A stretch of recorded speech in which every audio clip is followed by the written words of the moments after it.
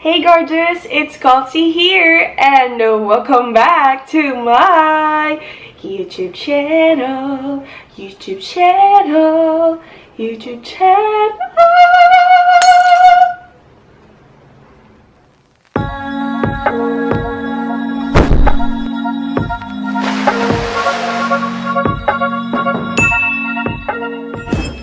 Hey guys, I'm back with another video.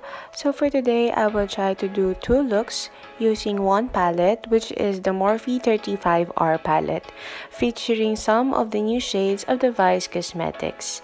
So if you want to know how I did these looks, please keep on watching. After my base makeup, I will use the Nichido final powder in the shade Creamy Glow to set my eyebrows. For my brows, I will use the Dipbrow Pomade by Anastasia in the shade Dark Brown.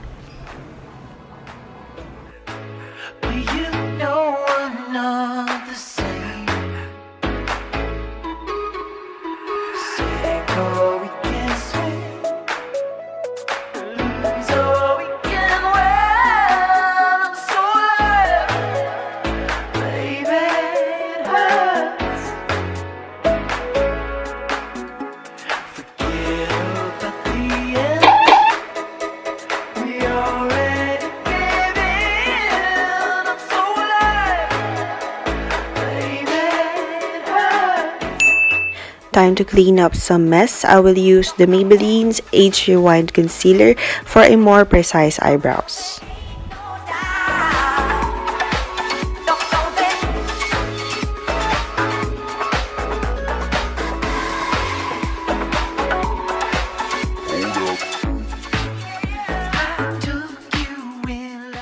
To prime my eyes, I will use an eye primer from e.l.f.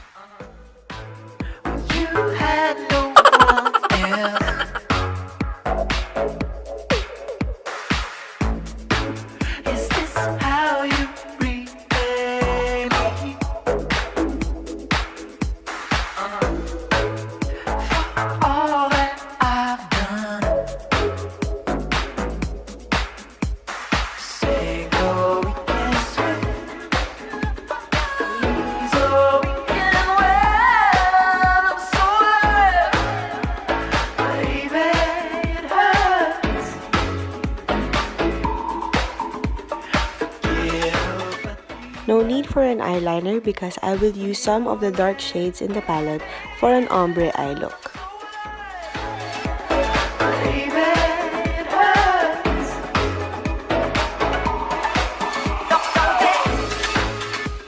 Time to curl those lashes up. And for my mascara, I want to thank my friend Blair for giving me the Freshian Big Mascara from the Face Shop as her pasalubong. Hehe.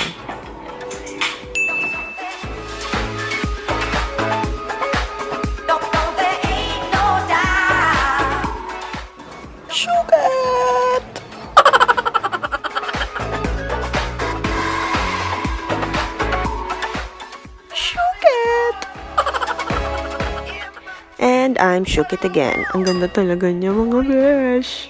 See that? See that? See that?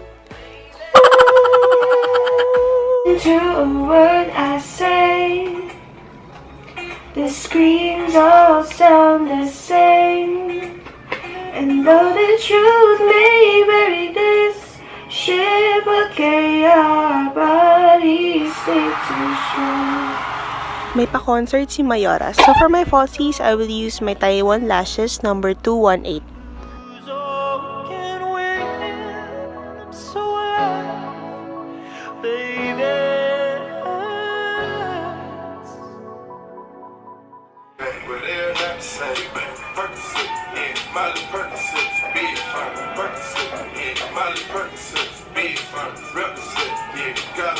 To tightline my upper lashes, I will use the Essence Long Lasting Eye Pencil in the shade Hot Chocolate. For this look, I will use one of the phenomenal lipsticks from Vice Cosmetics in shade Ravaaan.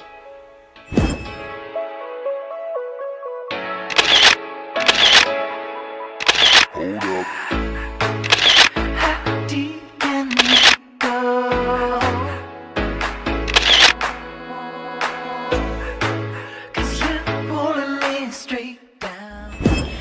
my second look, I will not use any makeup remover. I will just use the Maybelline Age Rewind Concealer to put at the center of my eyelid. And it's shimmer time!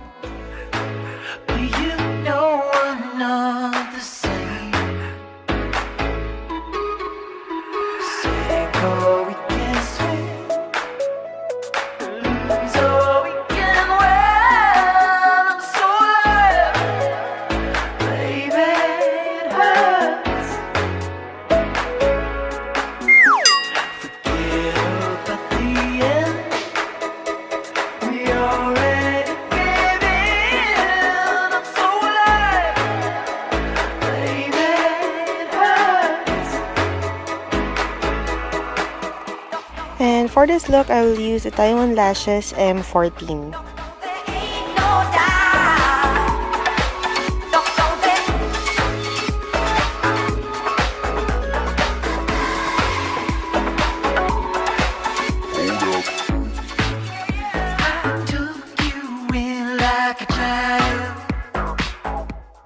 For my lippy, I will use another new shade from the Vice Cosmetics, Hanash.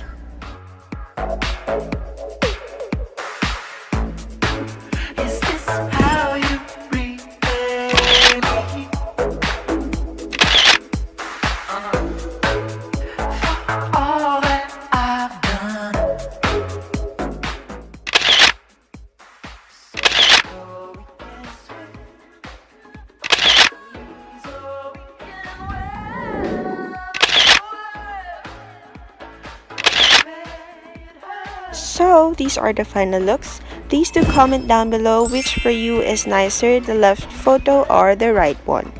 If you like this video, don't forget to give it a thumbs up. Share and subscribe to my channel, and don't forget to click the bell button beside the subscribe button down below for you to be notified whenever I post another video. So that's it for this video, and I hope to see you on my next one.